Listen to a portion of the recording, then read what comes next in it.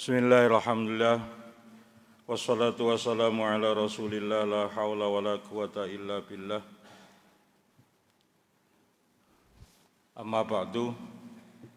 Hadratal muhtaramin, para alim, para bini sepuh, para sesepuh, tokoh masyarakat, bapak-bapak, hadirin jamaah rahimakumullah. Pertama, marilah kita panjatkan puja dan puji syukur kita kehadirat Allah Subhanahu wa Ta'ala. Dua kalinya salawat dan salam kita aturkan kepada junjungan kita Nabi Muhammad sallallahu alaihi wasallam. Hadirin jamaah rahimakumullah. Dalam kajian pagi hari ini saya diberi judul terkait dengan alam barzah. Satu alam yang kita semuanya belum pernah ngalami. Tapi pasti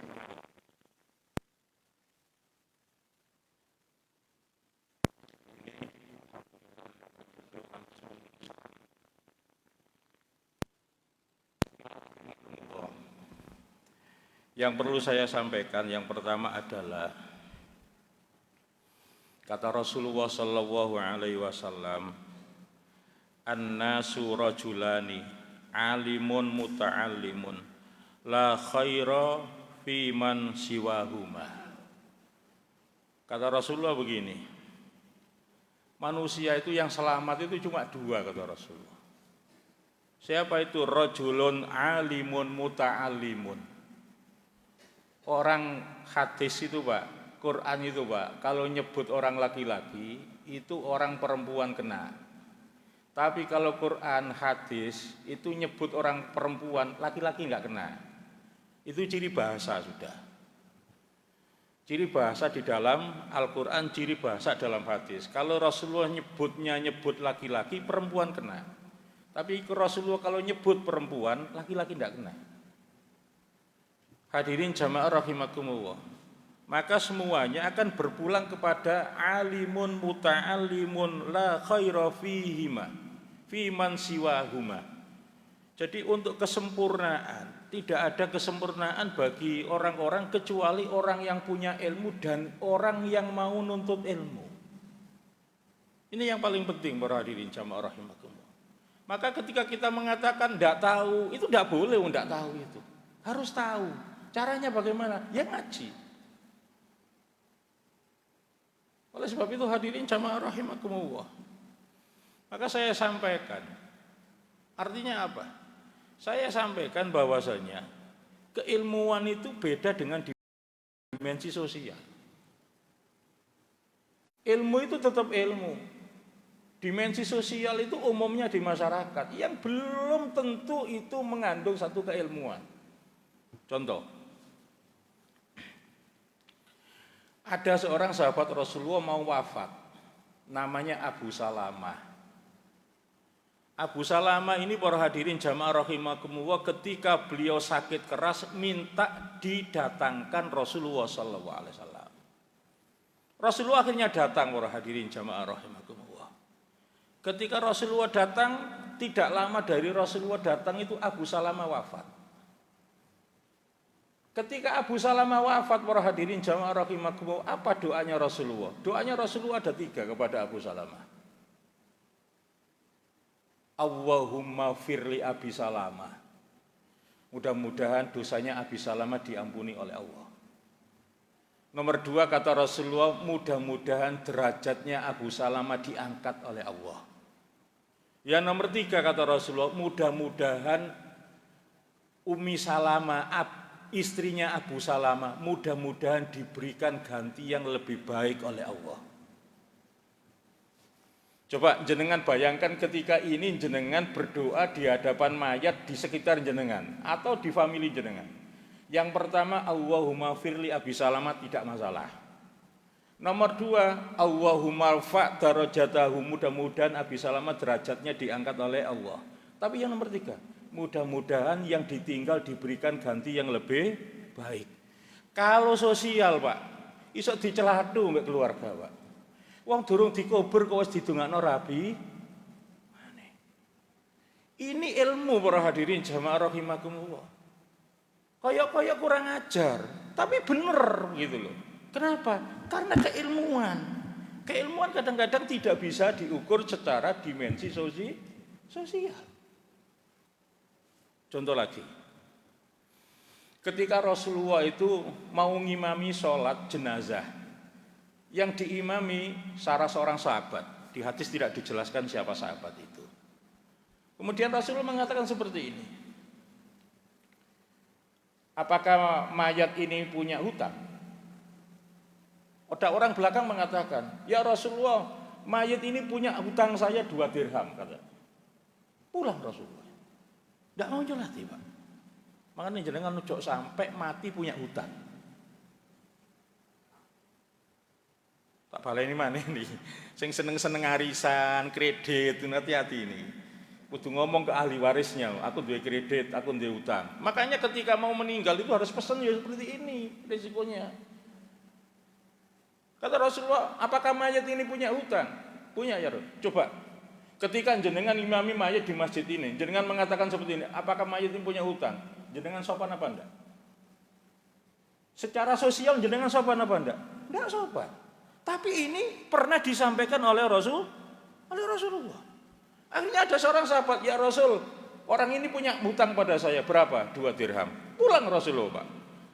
Dapat beberapa langkah Rasulullah itu melangkahkan kakinya, ada seorang sahabat namanya Qatadah.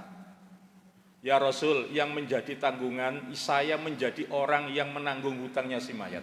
Saya yang bagian nyauri ya Rasulullah. Dia bukan ahlinya, dia bukan keluarganya. Rasulullah sholat. Menyolati mayat itu. Setelah Rasulullah menyolati mayat, sudah selesai, kubur. Setelah dikubur, para hadirin jamaah rahimakumullah, dapat 2 hari Qatadah itu dicari oleh Rasulullah. Mana Qatadah?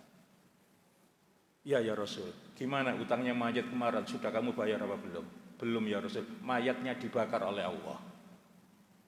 Dibayar oleh Qatadah. Qatadah kemudian lapor kepada Rasulullah, ya Rasul, hutangnya mayat sudah saya bayar. Hutangnya mayat sudah saya bayar. Apa jawabannya Rasulullah? Mayatnya sudah dingin karena hutangnya telah kau bayar.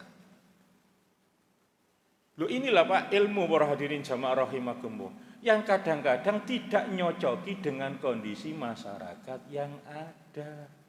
Maka kata Rasulullah begitu, annasu rajulani alimun muta'allimun la khaira fi man siwahuma. Tidak akan menjadi sempurna bagi orang laki-laki, orang perempuan melakukan apa saja kecuali 2 kata Rasulullah, alimun muta'allimun, orang yang tahu dan orang yang mau tahu. Loh, inilah para hadirin jamaah rahimakumullah. Ini dimensi sosial yang kadang-kadang tidak sesuai dengan masyarakat yang ada. Lah orang-orang itu kadang-kadang kalau mau meninggal merasa aman karena wak mudinnya sudah siaran. Bapak-bapak hadirin jamaah rahimakumullah, kita saksikan ya mayat ini orang baik ya. Mayat iki tiyang sae nggih. Moga-moga sing enggak ada utang sampeyan ikhlasaken nggih. Lah sing ngomong nggih niku sing enggak diutangi masalahnya. Sing diutangi jare sing diutangi 6 juta ngomong nggih ya enggak lah. Loh, yang ngomong nggih kadang-kadang sing gak melok diutangi. Enggak bisa para hadirin jamaah rahimakumullah. Ngapunten, Pak. Saya pernah kena corona, Pak. 1 bulan lebih saya enggak masuk sekolah karena saya guru, saya ngajar, saya guru agama. Saya ngomong sama istri saya, utangku sakmene, nang iki sakmene, dhuwitku sing diutangi kok sakmene. Ana kurangi sakmene. Engko insyaallah nek aku mati ana sangu teko sekolahan, kira-kira sakmene digawe bayar sik luwe akeh cukup akeh. Saya sampaikan kepada istri saya. Jangankan sampean, jangankan saya para hadirin jamaah rahimakumullah.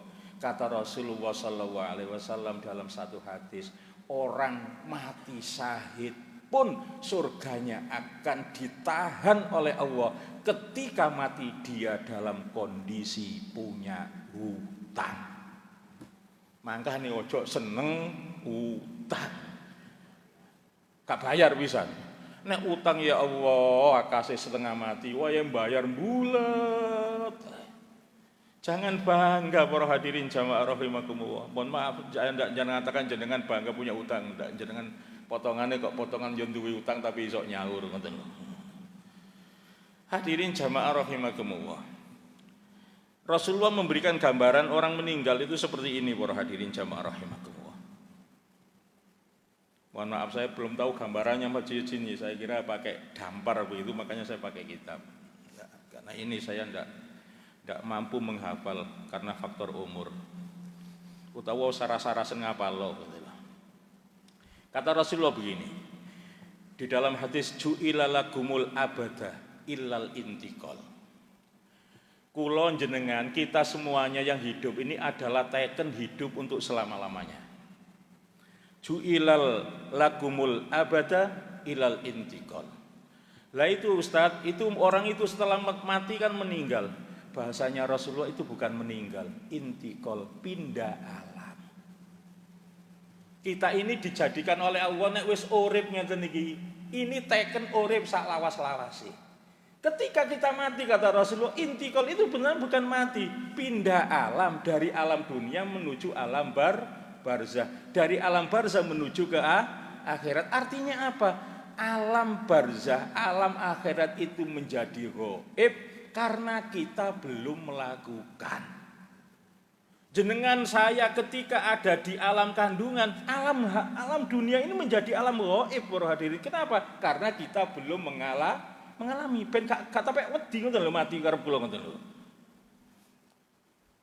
Ya nek diangen-angen cara akal nggih wedi para hadirin jamaah rahimakumullah.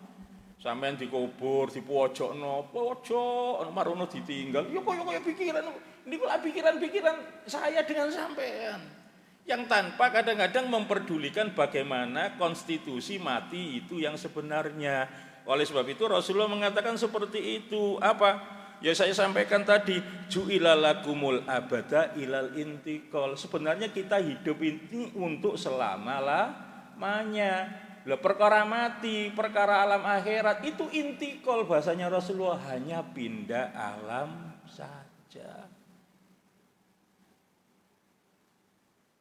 Cek kata wek wedi ngoten lho karep kula mati niku ngono. Lah, hadirin jamaah rahimakumullah. Lah ini bahasanya para hadirin jamaah rahimakumullah. Jenengan kalau kepingin, Mbak, mati di alam barzah gak khawatir disiksa oleh malaikat. Syaratnya antara lain. Pertama, hadis yang dibawa oleh Imam Abu Hurairah. Apa itu kata Abu Hurairah? Fil Qur'ani salasina ayatan syafa'at li sahibiha hatta yaghfira lahu. Jenengan kalau di dalam alam barzah gak kepingin disiksa oleh malaikat, apalno surat Tabarok. Surat Tabarok ada di dalam hatinya. Tabarakalladzi biyadihil mulku wa huwa ala kulli syai'in qadir. Alladzi khalaqal mauta wal hayata Malah bahasa di dalam hadis itu ada orang fasik yang meninggal. Cuma hatinya itu ada surat Tabarok. Itu tidak dijadi. Itu malaikat tidak mampu menyiksa itu. Ini hasil hadis, Pak. Hadisnya soalnya. Loh kok begitu Ustaz? Lah enak.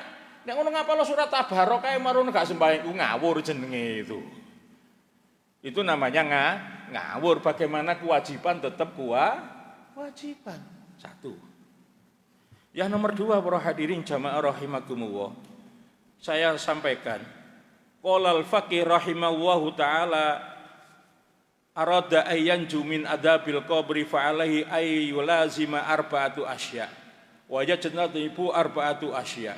Kata Rasulullah, kata ahli fikih, kata orang-orang yang alim, orang itu akan menjadi selamat di alam barzah kalau satu, kata beliau, famahafadatu sholawat. Pertama, orang yang jaga sholat 5 waktu. Orang yang menjaga sholat 5 waktu. Artinya orang yang sholat pasti selamat para hadirin. Jenengan ndak usah punya pikiran sholat saya diterima apa tidak. Poin jenengan tahu syarat rukunnya sholat, yakin diterima. Ndak boleh orang was-was itu ndak boleh para hadirin jamaah rahimakumullah. Sembahyangku diterima ta enggak ya? Lah pemikiran-pikiran begitu. Ya semuanya sholat itu aja. Yakin diterima wis. Kudu yakin. Wong yakin kadang-kadang yo durung diterima, apa maneh gak yakin yo tambah gak diterima. Yang nomor 2 kata orang ahli hikmah, wa qiraatul Qur'an. Orang yang biasa membaca Al-Qur'an. Jenengan harus punya waktu yang khusus untuk baca Al-Qur'an. Karena ini keselamatan para hadirin jamaah rahimakumullah. Demi Allah saya gak kepingin ujub, gak pingin pamer. Saya pastikan pokoknya gak pada saat saya lungo bepergian, saya pastikan setelah sholat maghrib, setelah sholat subuh saya biasa baca Al-Quran. Sehingga kadang-kadang 3 hari dapat 1 juz, 2 hari dapat 1 juz, 2 bulan sekali, 3 bulan sekali pasti khatam. Kenapa? Karena ini yang menyelamatkan kita para hadirin jamaah rahimakumullah. Alam barzah itu alam nyata sebenarnya. Wong nyata kok para hadirin. Yang meninggal tetap meninggal. Loh kok tidak jadi pelajaran itu bagaimana para hadirin jamaah rahimakumullah. Yang nomor 3 kata orang ahli hikmah yang mampu menyelamatkan di alam barzah wa kasratut tasbih. Sering-seringlah membaca tasbih. Bepergian baca sholawat, maca tasbih. Ojo palapai. Ya ono palapahe lah Pak, 10% tasbih, 80% atau 70%, yang separuh lagi untuk jagongan sama keluarga yang ada di dalam. Artinya hidup itu memang penuh keseimbangan para hadirin jamaah rahmatullah. Awak kadang-kadang mobilnya ono gantungane la ilaha illallah subhanallah, tapi gak diwaca 3 gantungan tok. Meneh mlebu swarga mobile. Sing duwe mobil gak mlebu swarga. Ambek KTP-ne wong KTP-ne Islam. KTP-ne ana swarga, wonge dereng ana swarga. Yang nomor 4 kata orang ahli hikmah adalah 1 menjaga sholat, 2 membaca Al-Quran, nomor 3 adalah sedekah. Bahasanya Quran sedekah itu di dalam 1 hari, di dalam Al-Quran sedekah itu 4 macam. Sirron wa alanian, boleh terang-terangan, boleh secara sembunyi. Nomor 2, di waktu siang dan di waktu malam. Makanya sedekah ketika diumumkan tidak jadi masalah para hadirin jamaah rahimakumullah, asalkan kita pandai menata hati, tidak apa-apa. Sedekah dari Pak Haji ini sekian, sedekah dari si fulan sekian, daripada sedekah siri mari ngono digoleki. Kok gak diumumno wingi sing teko aku 3 juta iku. 3 juta hamba Allah iku aku. Ya padha ae tambah nemen iki tambah. Lo banyak lo orang begitu. Mang disiar nang masjid. Apa? Hamba Allah itu. Iya terus. Iku aku iku. Padha tambah nemen ini para hadirin. Mendingan terang-terangan wis. Lah, oleh sebab itu hadirin jamaah rahimakumullah. Semuanya itu ilmu para hadirin.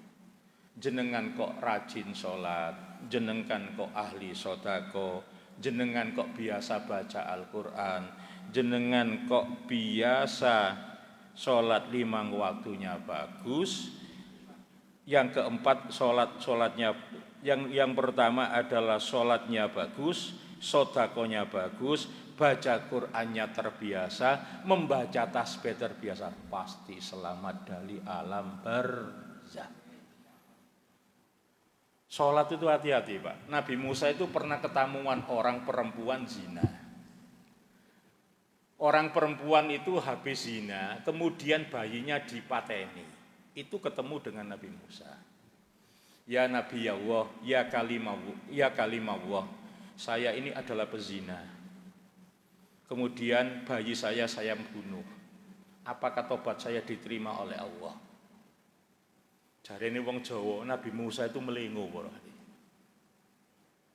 Pulang orang perempuan itu. Tidak lama Jibril datang kepada Nabi Musa. Musa, ada orang yang jauh dosanya lebih besar dari perempuan itu. Panggil perempuan itu, sampaikan kalau dia benar-benar tobat, tobatnya akan diterima. Nabi Musa tanya kepada malaikat Jibril, siapa Jibril orang yang lebih parah dari orang itu? Orang yang meninggalkan sholat. Jadi orang tidak sholat itu Masya Allah luar biasa para hadirin jamaah rahimakumullah. Kemudian para hadirin saya teruskan, apa yang mengakibatkan mereka-mereka itu tidak selamat? Adapun mereka-mereka yang tidak selamat itu adalah fal-kadzibu, orang yang biasa bohong. Dan nomor 2, wan namimah, orang yang tukang adu-adu. Nomor 3, wal khiyanatu, orang yang berkhianat. Yang nomor 4, wal baul, yaitu orang yang kencing tanpa membersihkan dengan yang bersih. Sehingga di dalam hadis kata Rasulullah sallallahu alaihi wasallam, tanazzahu anil bauli fa inna amatan adzabal qabri minhu. Kata Rasulullah, bersihkanlah ketika kamu selesai kencing, karena pada umumnya orang disiksa di alam barzah karena kencingnya tidak bersih.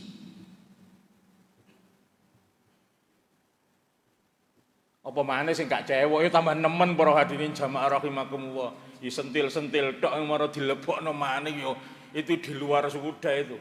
Ini yang disebut oleh Rasulullah adalah orang yang kencing cebok tapi ceboknya tidak bersih atau mungkin mengandung najis. Hati-hati para hadirin jamaah rahimahullah. Maka kamar mandi itu perlu diperhatikan ya dari sisi ini para hadirin. Jenengan mungkin suci, anak jenengan mungkin suci, tapi cucu jenengan kalau tidak diawasi bisa menyebarkan najis. Ini yang jadi perhatian. Arek cilik nek arek cilik nek noyo mboten sampai mikir para hadirin. Ya nek sampeyan wis mari ngaji mikir, tapi anak kecil ketika tidak diperhatikan ngawur, cewek juga ngawur. Setelah cewek kencingnya masih ada di daerah kaki, kemudian kakinya belum dibasuh dengan bersih, kemudian wah parah para hadirin jamaah rahimakumullah. Ini yang harus diperhatikan para hadirin jamaah rahimakumullah. Hadirin jamaah rahimakumullah. Ketika Sayyidina Utsman para hadirin jamaah rahimakumullah bercerita tentang alam akhirat, beliau tidak menangis. Tetapi ketika beliau itu bercerita tentang alam barzah, beliau menangis. Kenapa? Karena beliau ingat apa yang disampaikan oleh Rasulullah sallallahu alaihi wasallam, al-qabru awwalu manzil min manazilil akhirah. Fa inna jaminhu fama ba'dahu aisaru minhu wa illam yasnah minhu fama ba'dahu asyaddu minhu. Kata Rasulullah, Sayyidina Utsman ini ingat apa yang disampaikan oleh Rasulullah, bahwasanya alam barzah ini adalah satu alam. Alam barzah ini adalah merupakan satu alam sebelum alam akhirat. Kalau mereka yang selamat di alam barzah, maka akan selamat di alam akhirat. Kalau sudah di alam barzah sudah payah, sudah kaningoyo, sudah dalam kondisi tersiksa, asyaddu minhu, maka di akhirat pun akan lebih daripada itu. Makanya dengan Al-Quran jelas Pak, inna nahnu nuhyil mauta wa naktubu ma qaddamu wa asarahum wa kulla syai'in ahsainahu fi imamim mubin. Yang bisa menolong di alam barzahun ila yaumi yub'atsun itu satu amal kula sampean ketika ada di alam barzah. Ketika ada di alam dunia. Yang nomor 2, nahnu nuhyil mauta wa naktubu ma qaddamu wa asarahum. Nomor 2 itu asar kita. Apa asarnya? Yang sampean tinggalkan itu siapa dan apa? Tak baleni malih. yang mengakibatkan inna nahnu nuhyil mauta wa naktubu ma qaddamu. Satu. Nomor dua, wa asa rohum, sing sampean tinggal siapa dan apa yang ditinggalkan. Sampean duwe tanah digawe wakaf masjid, insya Allah selamat. Yang ditinggalkan sesuatu yang manfaat. Sampean meninggal tapi punya anak ahli baca Quran, ahli sholat, wa asarohum. Inilah yang disebut Quran asar, tinggalan. Makanya para hadirin jamaah rahimakumullah, bapak ibu itu harus marah ketika anaknya tidak sholat, itu harus marah. Gak boleh diam, itu tidak boleh. Sebab kebaikan itu kebiasaan para hadirin. Jenengan iso longgo koyo ngeten niku karena biasa longgo begini. Sing gak biasa longgo begini gak kira iso. Karena apa? Karena Rasulullah menyampaikan di hadis, ija'alul khaira adatan, jadikan kebaikan merupakan satu kebiasaan. Nek wis biasa enak karena biasa. Wah gak tahu sembahyang subuh nang warkop, jangan sembahyang subuh. Nang warkop kuat, tapi nang masjid tak kira kuat bro kali jamaah. Akeh setan nih masjid itu bagi mereka. Nyingkre ngajine suwe iku, ustaze delok-delokane kuat iku, lemu suwe retokan. Ngali. Ya Allah, nek ngaji njaluk nang mari. Maka para hadirin, para ulama sepakat alam barzah itu bukan alam akhirat. Wa alaisa lil insani ma sa'a wa laisa sa'ya saufa yura, itu alam akhirat ketika tidak bisa menolong. Ketika alam barzah tetap bisa menolong. Alam barzah itu beda dengan alam akhirat. Ini alam penantian. Saya kapan hari mengaji, Pak? Tak gaul iwau dalu itu gak ketemu sih ya. Tapi kalau ada yang menyoal monggo, saya biasa jawab. Begini, Pak. Alam barzah itu alam yang masih alam penantian, beda dengan alam akhirat. Ada cerita begini. Ini jangan ngomong, Ustadz itu hadisnya sahih. Wong hadis qudsi kok gak sahih. Di dalam hadis itu saya baca di kitab Riyadhus Shalihin. Di kitab Riyadhus Shalihin diceritakan oleh Allah begini. Ada orang, bahasa awalnya Rasulullah begini. Rasulullah itu membahasakan di dalam hadis qudsi itu begini. Allah Subhanahu wa taala itu tertawa. Allah Subhanahu wa taala itu senyum, bahasanya senyum. Tapi gak usah mikir, gak usah dibayangkan bagaimana senyumnya Allah, tidak boleh.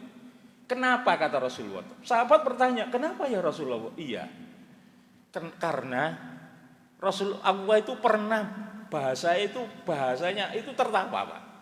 Bahasa Arabnya itu mengandung arti tertawa. Kalau arti letternya itu tertawa. Allah itu pernah tertawa. Kata Rasulullah, sahabat bertanya, kenapa? Ada cerita begini kata Rasulullah. Ada orang Islam mati ketika perang, dibunuh oleh orang kafir. Lah, karena mati dalam kondisi perang, maka matinya mati syahid. Di alam barzah mendapatkan nikmat yang luar biasa. Di alam barzah mendapatkan nikmat yang luar biasa. Akhirnya orang Islam yang meninggal ini, para hadirin jamaah rahimakumullah. Orang Islam yang meninggal ini karena mati syahid itu berdoa kepada Allah. Berdoa bagaimana para hadirin jamaah? Ya Allah, saya lantaran begini ini karena dibunuh oleh orang kafir namanya si fulan. Ya Allah, berikan hidayah kepada orang itu ya Allah, sehingga dia juga bisa selamat seperti saya. Kemudian orang ini diberikan hidayah oleh Allah, masuk Islam. Setelah masuk Islam menjadi pembela Rasulullah. Setelah menjadi pembelanya Rasulullah, ikut Rasulullah perang. Orang ini mati di alam barzah berpelukan ruhnya. Ini yang menjadikan Allah Subhanahu wa taala itu tertawa. Kata siapa para hadirin? Mohon maaf, saya tidak menyampaikan hilafiyah, saya karena punya dasar. Contoh lagi. Ketika Aisyah itu dapat gilirannya Rasulullah, karena Rasulullah itu istrinya banyak, tapi tidak usah ditiru karena ini Rasulullah. Jangan kau usah melo-melo siji kupu kabeh sana. Siji kereng pisan, dia pun enggak ada swarga para hadirin. Kalau yang kebetulan punya dua, nggih monggo, saya tidak mengatakan itu tidak boleh, wong syariat juga boleh. Begini para hadirin, ketika Rasulullah itu dapat giliran Aisyah itu dapat gilirannya Rasulullah, tinggal sedikit, bentar. Yang dua ini cerita tapi ada dasarnya. Terakhir, nanti ada terakhir lagi. Biasa Ustadz ngomong ngoten biasa. Inna Allaha atani Jibril wa qala inna Allaha amaraka ya Muhammad an ta'tiya bil baqi fasallimu alaihi. Ketika Aisyah itu dapat giliran para hadirin, giliran untuk digilir oleh Rasulullah karena istrinya. Rasulullah itu tidak ada. Krana Aisyah iki jek enom digoleki, ojo-ojo nang ngene bojo liya. Dadi mulai biyen wis ono ngeten niku. Semaro setelah diawasi betul, ternyata apa? Ternyata Rasulullah ada di Baqi. Jenengan yang pernah haji, jenengan yang pernah umroh tahu Baqi. Makam yang ada di sebelahnya Masjid Nabawi. Rasulullah berdoa di situ. Kemudian Rasulullah pulang. Setelah itu Rasulullah pulang. Setelah Rasulullah pulang, artinya sewaktu-waktu boleh kita ziarah kubur. Saya sampaikan kadang-kadang ke jamaah saya punya jamaah cukup banyak Pak. Kalau Kemis malam Jumat, mohon maaf saya gak GR. Saya kalau Kemis malam Jumat, kalau ndak teman baik, kalau ndak keluarga, ndak mungkin saya mau diundang. Karena saya punya jamaah cukup banyak, orang-orang istighosa. Saya sampaikan, nang kuburannya Mbak Ngampel oleh, nang kuburannya Mbak Ut oleh, sing gak oleh iku siji. Ben malam Jumat nang kuburannya Mbak Ngampel, Mbak dhewe gak tau diparani. Saya bilang gitu teman-teman. Apalagi kuburannya orang tua. Di kitab itu diterangkan 70.000 walinya Allah tidak mampu mengalahkan orang tua. Yang terakhir para hadirin jamaah rahimakumullah, saya ceritakan sedikit tentang alam barzah. Kata di dalam hadis ini dimuat begini Pak. Ada serombongan orang kharajna hujjajan. Ada serombongan orang yang mau haji. Kemudian para hadirin jamaah rahimakumullah, dari rombongan haji itu salah satu meninggal belum sampai ke Mekah. Akhirnya dikubur di tengah perjalanan. Ketika digali, keluar ular. Akhirnya pindah rombongan ini. Ayo kita gali lagi tempat lagi. Gali lagi. Keluar ular lagi. Kemudian digali pada tempat yang lain, tetap sama. Keluar ular lagi. Kemudian ini yang menceritakan Ibnu Abbas, periwayat hadis yang masih pamannya Rasulullah. Akhirnya para hadirin jamaah rahimakumullah, sahabat ini, orang-orang ini, generasi tabi'in ini tetap menguburkan dalam kondisi kuburan yang penuh dengan ular. Setelah itu pulang. Setelah dikuburkan tetap melakukan haji. Orang yang saya tetap melakukan haji. Setelah melakukan haji para hadirin jamaah rahimakumullah, orang ini lapor kepada Ibnu Abbas, pamannya Rasulullah sallallahu alaihi wasallam. Dilaporkan kepada Ibnu Abbas. Apa yang disampaikan oleh Ibnu Abbas? Tanyakan keluarganya. Setelah engkau tanyakan kepada keluarganya, kabarkan kepada saya, kata Ibnu Abbas. Setelah pulang haji, ditanya istrinya, Ibu, suami jenengan si Fulan itu seperti ini. Diceritakan Pak, ketika perjalanan haji meninggal, digali pertama banyak ular, ngale maneh nggon, banyak ular, ngale maneh banyak nggon, ketiga kalinya banyak ular. Nek ana sing bantang ini Ustaz, wong kene ana wong gak sembahyang, wingi iku dikubur kan ulane niku. Bae ana sing bantang ngoten. Contoh iku ndak banyak, Pak. Ini contoh, Pak. Contoh iku gak akeh. Sampeyan tuku jeruk sak kotak, contone siji. Dengan ini sebagai ibrah, sebagai pelajaran bagi kita. Akhirnya ditanya istrinya, apa pekerjaan suami sampean ketika masih hidup? Jawabnya begini para hadirin. Suami saya adalah tukang jualan gandum. Kalau bahasa sekarang, tukang jualan beras, makanan pokok orang Arab. Lah timbangannya itu supaya berat, timbangannya itu supaya tambah, tapi tambahnya bukan gandum, maka tangkainya gandum itu ditumbuk, kemudian dicampur ke dalam gandum. Kalau diartikan sekarang, ono wong dodol rojo lele, tapi dicampur karo rojo sepat, rojo water, didadekno siji mereke rojo lele. Loh, kalau saya artikan gandum ya ndak ada gandum, Pak, di ketindang, Pak. Ya didokno ae nanggone rojo lele dicampur karo rojo water. Rojo lele ini 90%, rojo water 10%. Ini 3 tempat digali tetap keluar ularnya karena berdagang tidak halal. Sampeyan sing nyambut gawe ne gak dagang, sampeyan tafsiri dhewe-dhewe. Melbune jam 8 tekone jam 7:30.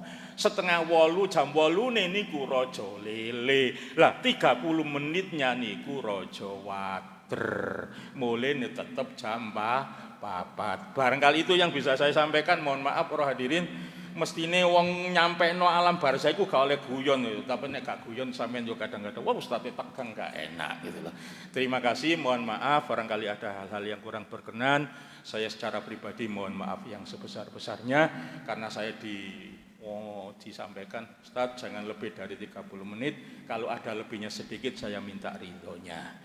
Dan mudah-mudahan ini menjadikan ilmu yang manfaat untuk kehati-hatian kita semua. Alam dunia kita selamat, alam barzah kita selamat, alam akhirat diselamatkan oleh Allah Subhanahu wa taala. Al-afu minkum. Assalamualaikum warahmatullahi wabarakatuh.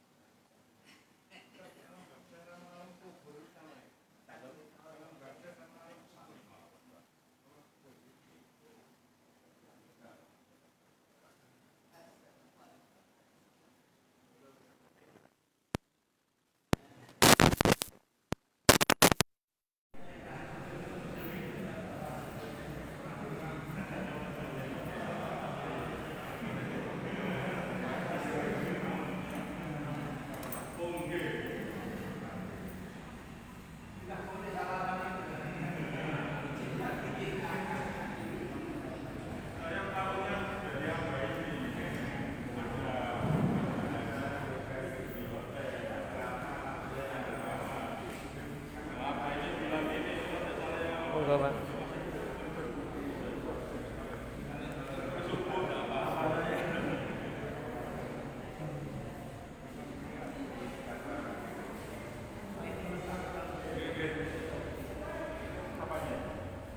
Ini pas haji.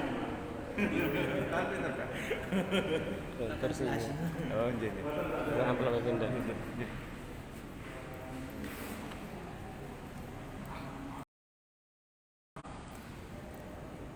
Alhamdulillah, demikian tadi pengajian rutin Rabu pagi. Hari ini hari Rabu tanggal 6 Januari.